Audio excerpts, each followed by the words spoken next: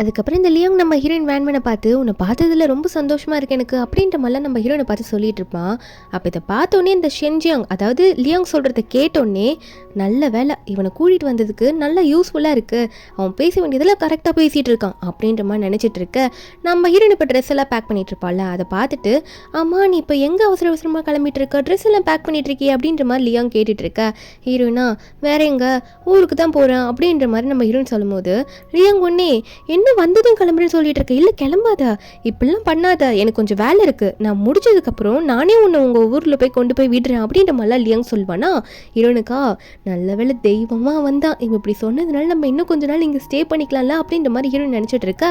இதை கேட்டோடனே அந்த ஷென்ஜியாங் சும்மா இருக்க மாட்டா, இல்லை அதெல்லாம் முடியாது அப்படின்னு நம்ம சொல்கிறா. எல்லாரும் திரும்பி பார்க்குறாங்க, நம்ம ஹீரோனுக்குள்ள கோவம் வருது.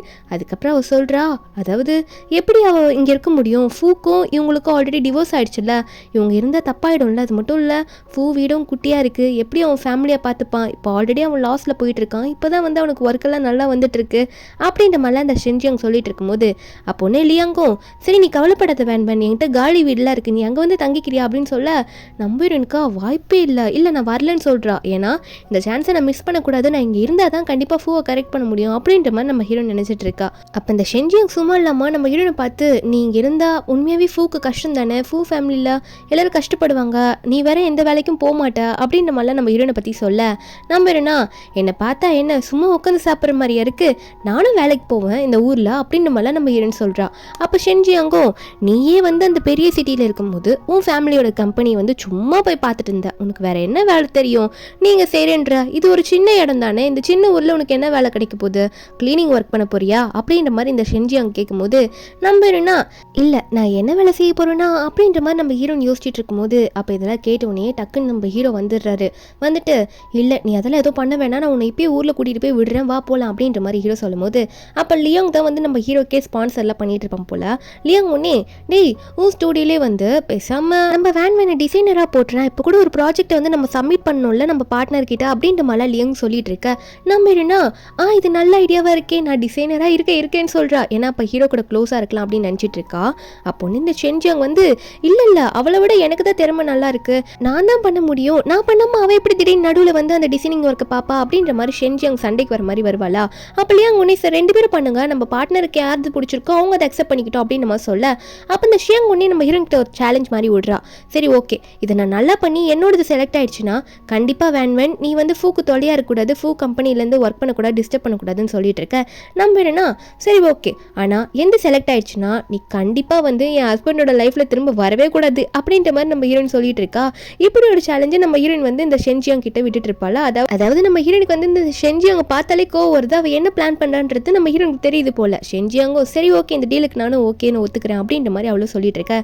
அன்றைக்கி நைட் நம்ம ஹீரோனு வந்து இந்த ப்ராஜெக்ட் ஒர்க்கை பண்ணலான்னு உட்காந்தா ஐயோ என்ன எனக்கு சில கொஞ்சம் கீவேர்ட்ஸ்லாம் தேவைப்படுது, அதெல்லாம் இல்லாமல் நான் எப்படி பண்ணுவேன், அதுக்கப்புறம் இந்த போட்டியில் எப்படி வின் பண்ணுறது, இந்த ஷென்ஜியாங் ஜெயிச்சுட்டு அப்புறம் நான் ஃபூ விட்டுட்டு போகணுமா அப்படின்ற மாதிரி இவள் கதறிட்டு இருக்க.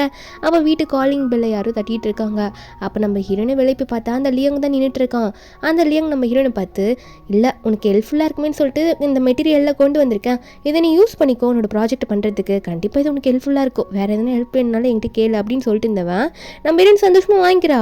அப்போ ஹீரோன் கையில் இங்கு இருக்குது அப்படின்னு சொல்லிட்டு ஹீரோன் கையில் இங்கா இருக்கு நான் தொடச்சி விடுறேன்னு சொல்லிட்டு அவனோட கர்ச்சிஃப் எடுத்து நம்ம ஹீரோன் கையை தொடக்க போவானா. அப்போ கரெக்டாக ஹீரோ வந்துட்டாரு. வந்துட்டு என்ன லியாங் பண்ணிட்டு இருக்க அப்படின்ற மாதிரிலாம் நம்ம ஹீரோ சொன்னது மட்டும் இல்லாமல் இதை நானே பார்த்துக்கிறேன்ற மாதிரி சொல்ல அப்போ லியாங் ஒன்னே இல்லை ஒரு மெட்டீரியலை வந்து நான் வேன்மேனை கொடுத்துட்டு போகிறதுக்கு தான் வந்தேன் அப்படின்ற மாதிரி லியாங் சொல்லிட்டு இருப்பான். நம்ம ஹீரோ ஒன்னே அதான் மெட்டீரியலை கொடுத்துட்டால மீதி எதாக இருந்தாலும் நாளைக்கு ஆஃபீஸில் பார்த்துக்கலாம், இப்போ நீ கிளம்புறியா அப்படின்ற மாதிரி லியாங்க பார்த்து சொல்ல மரியாதை கொடுத்து தான் பேசுகிறான். ஏன்னா லியாங் வந்து ஸ்பான்சர் பண்ணிட்டு இருக்கான். லியாங் ஒன்னே சரி ஓகே எதனா ஹெல்ப் வேணுன்னா என்கிட்ட கேளு வேன் அப்படின்னு சொல்லிட்டு லியாங்க வந்து கிளம்பி போயிடுவான்.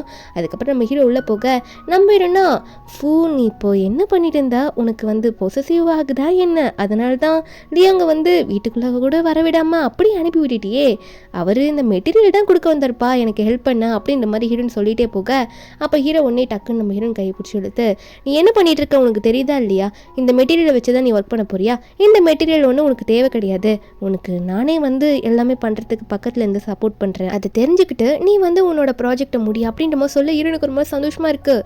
அதுக்கப்புறம் ஹீரோ பக்கத்தில் நம்ம ஹீரோன் பக்கத்தில் கூடவே உட்காந்து ஹீரோன் கையெல்லாம் பிடிச்சி எல்லாமே பண்ணி சொல்லி கொடுத்துட்ருக்காரு. நம்ம ஹீரோன் அதுக்கேற்ற மாதிரி பண்ணிட்டு இருக்கும்போது டக்குன்னு ஹீரோ பார்த்து கேட்குறா நீ சூப்பர் சூப்பராக ஒர்க் பண்ணிட்டு இருக்க, நான் வந்துட்டு உனக்கு கேட்கவா, இப்படி எனக்கு ஹெல்ப் பண்ணுறல, அப்போ நான் இங்கேருந்து போகக்கூடாதுன்னு தான் இப்படி பண்ணுறியா ஃபூ அப்படின்ற மாதிரி கேட்க நம்ம ஹீரோக்கு வந்து அதுக்கு என்ன பதில் சொல்லணும்னு தெரியல.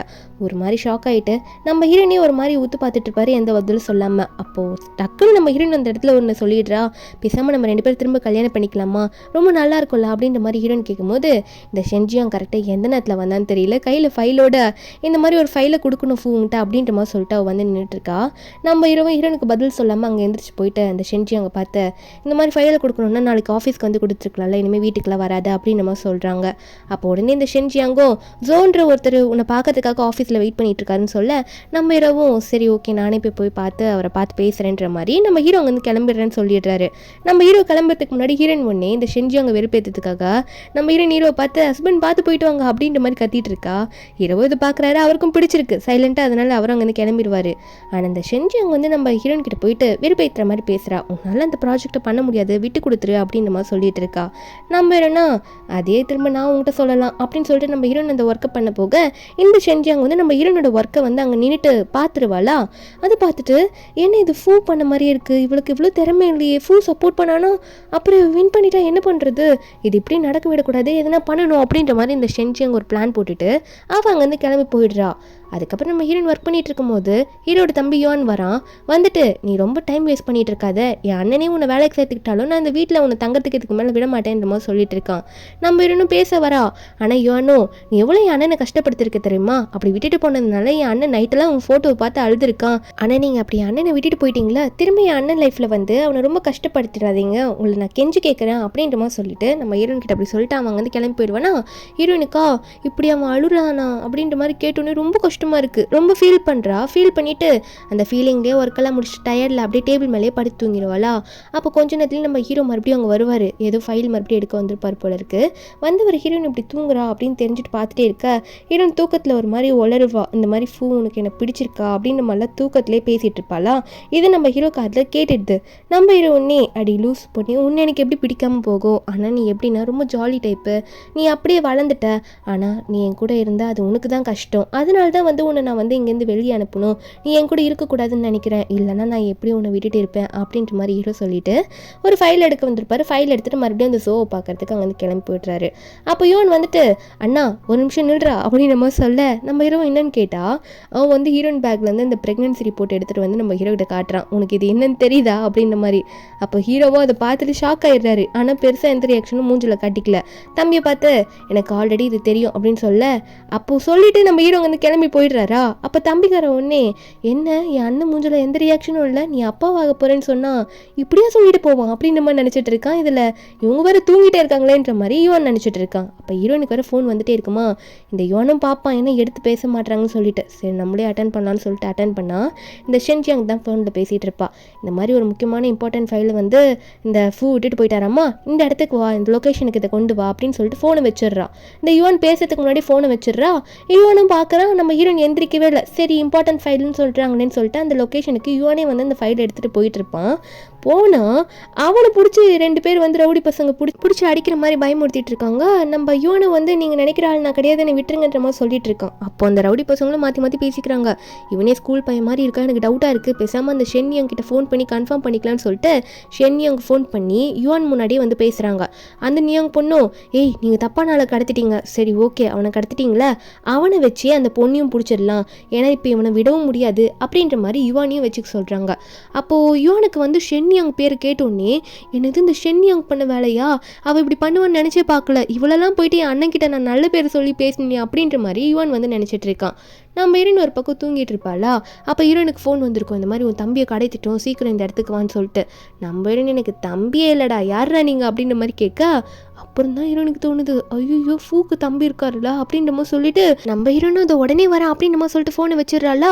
இங்கே யுவானா அவங்க வந்து என் அண்ணன் கூட சண்டை போட்டு அண்ணங்கிட்ட ஒன்றுமே இல்லைன்னு டிவோர்ஸ் பண்ணிட்டு போனவங்க, இப்போ எனக்கு பிரச்சனைனா வந்து எனக்கு காப்பாற்றவா போகிறாங்க அப்படின்ற மாதிரி யுவான் ஒரு பக்கம் நினச்சிட்டு இருக்க.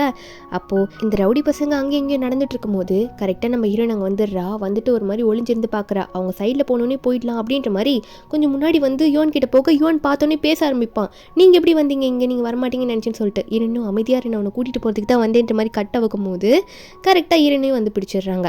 நீ வருவேன்னு எங்களுக்கு தெரியும் அப்படின்னு சொல்லிட்டு இரணையும் யுவானையும் சேர்த்து பிடிச்சிட இப்போ 2 பேரையும் மாற்றி மாற்றி கட்டி போட்டு வச்சிடுறாங்க. அப்போ யுவான் வந்து உங்களுக்கு அறிவே இல்லையா, இப்படி தனியாகவோ வருவீங்க அப்படின்னு சொல்ல நம்ம இரண்டா டேய் நான் அண்ணனுக்கு ஃபோன் பண்ணேன்டா, உன் அண்ணன் ஃபோனே எடுக்கல, அப்புறம் உன்னை விட்டுட்டு எப்படி தனியாக இருக்கிறது, அதான் நான் வந்துட்டேன் அப்படின்ற மாதிரி நம்ம இன்னும் சொல்லிட்டு இருக்கா. அப்போ யுவான் ஒரு பக்கம் ஆனால் நீங்கள் வருவீங்கன்னு நினச்சி கூட பார்க்கல அப்படின்ற மாதிரி யுவான் சொல்லிட்டு இருக்கான். இப்போ இவங்க 2 பேரையும் பார்த்து அந்த ரவுடி பசங்க எங்கள் வேலையை நாங்கள் ஸ்டார்ட் பண்ணுறோன்ற மாதிரி அடிக்க போகும்போது அப்போ கரெக்டாக நம்ம யுவானோட அண்ணன் அதான் நம்ம ஹீரோ ஃபூ வந்துடுறான். அடிக்காதீங்க நில்லுங்க அப்படின்னு மாதிரி சொல்லிட்டு கூட போலீஸும் வந்துடுறாங்க. இந்த ரவுடி பசங்களும் பயத்தில் தப்பிக்காம போலீஸ் கிட்ட அங்கேயே உட்காந்துடுறாங்க. நம்ம ஹீரோ போயிட்டு தம்பியும் வந்து கட்டவுத்து விட்டுட்டு நம்ம ஹீரோனையும் பார்க்க ஹீரோனா ஒரு மாதிரி அழுதுகிட்டே நீ வரமாட்டேன்னு நினச்சான் அப்படின்ற மாதிரி பயந்துட்டான் அப்படின்னு சொல்லிட்டு நம்ம ஹீரோ கட்டி பிடிச்சிட்டு இருக்கா. போலீஸ் வந்து யாரை எங்களை கூப்பிட்டது அப்படின்னு சொல்லும் போது என்னன்னு பார்த்தா யுவான் தான் வந்து அவனோட ஸ்மார்ட் வாட்சை வச்சு போலீஸ்க்கு காண்டாக்ட் பண்ணியிருப்பான் போல இருக்கு.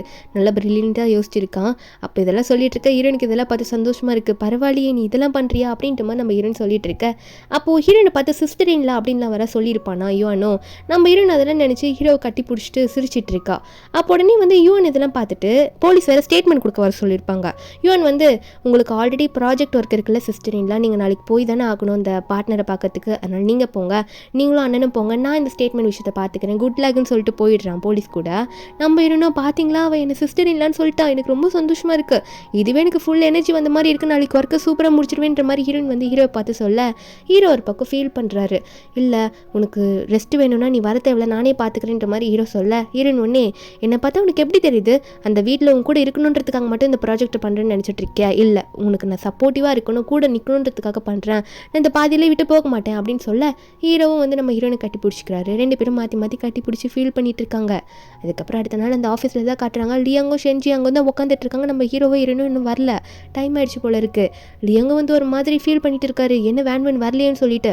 அப்போ அந்த பார்ட்னர் இருக்கால அவரும் 2 டிசைனர் வருவாங்கன்னு சொன்னீங்க, ஒருத்தங்க தான் உட்காந்துட்டு இருக்காங்க, உங்கள் ஆஃபீஸில் இப்படி தான் நீங்கள் எல்லாம் பிளான் பண்ணி வருவீங்களா, இப்படிலாம் பண்ணக்கூடாது அப்படின்ற மாதிரி கோவப்பட அப்போ ஷென்ஜியாங்கோ இல்லை இன்னொருத்தவங்க புதுசு, அவங்க பயந்துட்டு அப்படியே ஓடி போயிட்டாங்கன்னு நினைக்கிறேன், அதனால் நான் வந்து ஸ்டார்ட் பண்ணுறேன் அப்படின்ற மாதிரி சொல்லிட்டு அந்த பார்ட்னருக்கு முன்னாடியும் அந்த பார்ட்னர் டீம் மெம்பர்ஸ்க்கு முன்னாடியும் அவளோட ப்ராஜெக்ட் பண்ணியிருப்பாள் அதை எந்திரிச்சு எக்ஸ்பிளைன் பண்ண ஆரம்பிக்கிறான். நல்லா தான் பண்ணியிருப்பா. ஆனால் வந்து அந்த பார்ட்னர் இருப்பார்ல அவர் வந்து நல்லா தான் இருக்குது, ஆனால் ஏதோ ஒன்று மிஸ் ஆகிற மாதிரி இருக்குது, பரவாயில்ல ஓகே அப்படின்ற மாதிரி சொல்லிட்டு இந்த ஷென்ஜி அங்கே உட்கார சொல்லிடுறாங்க. முடிச்சுக்கலாம் அப்படின்னு நினைக்கும் போது கரெக்டாக நம்ம ஹீரோ உள்ளே வந்துடுறாங்க. ஹீரோயின் வந்து அங்கே இருக்கவங்கள பார்த்து சாரி சொல்கிறா, எனக்காக வெயிட் பண்ணதுக்கு கொஞ்சம் மன்னிச்சிருங்க, நான் தாமதமாக வந்துட்டேன் அப்படின்னு சொல்லிட்டு. அப்போ அந்த பார்ட்னர் கோவப்படுறாரு, இப்படி தான் இந்த மாதிரி ப்ராஜெக்ட்டை வந்து சப்மிட் பண்ணுற டைமில் இப்படி லேட் பண்ணுவீங்களா, எதுக்காக இப்படி பண்ணுறீங்கன்ற மாதிரி அந்த பார்ட்னரும் திட்டும் போது இந்த ஷென்ஜியாங்கோ ஆமாம் இந்த மாதிரிலாம் லேட்டாக வந்தால் எப்படி அக்செப்ட் பண்ணிப்பாங்க, அதை அப்படி பேசுகிறாங்க அப்படின்ற மாதிரி ஷென்ஜியாங் திமிரா பேச அப்போ ஹீரோ ஒன்னே ஷென்ஜியாங்க பார்த்து உங்கள்கிட்ட பேச வேண்டியது நிறைய இருக்குது, அதை நான் அப்புறம் பேசிக்கிறேன், இப்போ முதல்ல நீ அமைதியாக உட்காருன்னு சொன்னது மட்டும் இல்லாமல் ஹீரோனுக்காக அந்த பார்ட்னர் கிட்ட சப்போர்ட்டிவாக பேசி நம்ம ஹீரோவும் அந்த சேரில் வந்து உட்காந்துக்கிறாரு. அதுக்கப்புறம் நம்ம ஹீரோயினும் இன்னொரு வாட்டி அங்கே இருக்கவங்க எல்லாரையும் பார்த்து ஒரு சாரி கேட்டுட்டு நான் என்னோட ப்ராஜெக்ட் எக்ஸ்பிளைன் பண்ண ஸ்டார்ட் பண்ணுறேன்னு சொல்லிட்டு நம்ம ஹீரோயின் வந்து ஒரு டிஃப்ரெண்ட்டான ஒரு டிசைன் பண்ணியிருப்பா போல் அதை வந்து எக்ஸ்பிளைன் பண்ண ஆரம்பிக்கிறா. அதை வந்து நல்ல ஒரு ஆக்டிவாக எக்ஸ்பிளைன் பண்ணுறாளா, அதெல்லாம் பார்க்கும்போது இந்த மாதிரி ஒரு எக்ஸ்பிளனேஷன் நான் கேட்டதே இல்லை, இந்த மாதிரி ஒரு ப்ராஜெக்டை யாரும் வந்து காமிச்சதே இல்லை, இது உண்மையாகவே ரொம்ப டிஃப்ரெண்ட்டாக இருக்குது, இதை தான் நான் எதிர்பார்த்தேன்னு சொல்லிட்டு அந்த பார்ட்னரே வந்து கை தட்டிடுறாரு.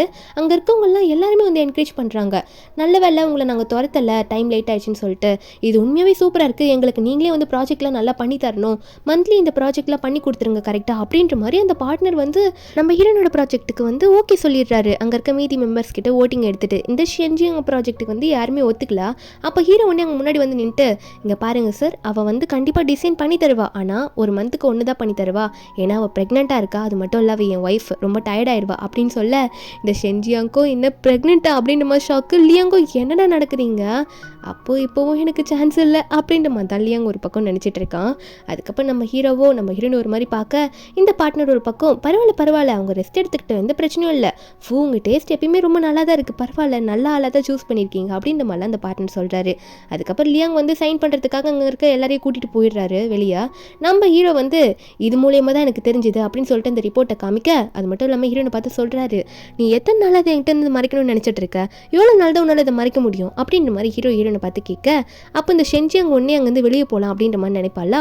அப்போ கரெக்டாக வந்து ஹீரோ ஒன்னே நீங்கள் வெளியே போகிற, நான் இன்னும் உங்கள்கிட்ட எதுவுமே பேசியே முடிக்கலையே அப்படின்னு சொல்லும் போது என்னென்னு பார்த்தா லியாங் வந்து போலீஸோட உள்ளே வந்து நிற்கிறான். அங்கே எல்லாம் சைனிங் ஒர்க்கும் முடிச்சுட்டு என்னென்னா போலீஸ் வந்து நீங்கள் கடத்தின விஷயத்துக்காக ஷென்ஜியாங் வந்து அரெஸ்ட் பண்ண போகிறோம் அப்படின்ற மாதிரி வந்திருக்காங்க அப்படின்றத லியாங்கும் சொல்கிறாரு, போலீஸ் சொல்கிறாங்க. இந்த ஷென்ஜியாங் ஒன்னே பயந்துக்கிட்டு நம்பிட்டுருங்க. நாளைக்கு வேற ஒரு மூவி அப்லோட் பண்ணுறேன்.